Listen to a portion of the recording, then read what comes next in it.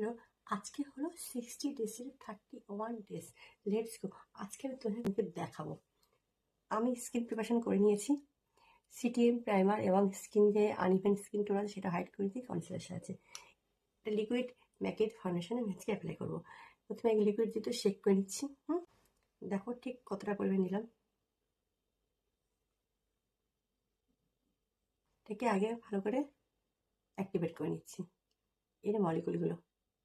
দেন ঠিক ফাউন্ডেশনটা এখানে অ্যাপ্লাই করবো। পরে ব্লেন্ডার সাথে আস্তে আস্তে করে সফটভাবে উপরে তুলব। দেখো একটা ন্যাচারাল লুক আসবে।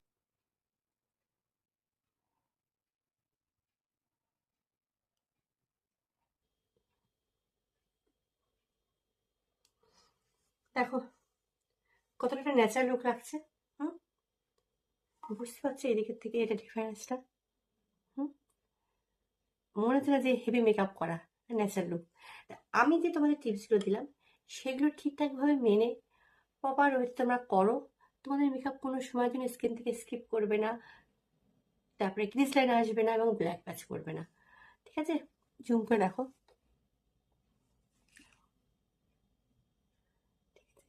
ডিফারেন্সটা দেখো।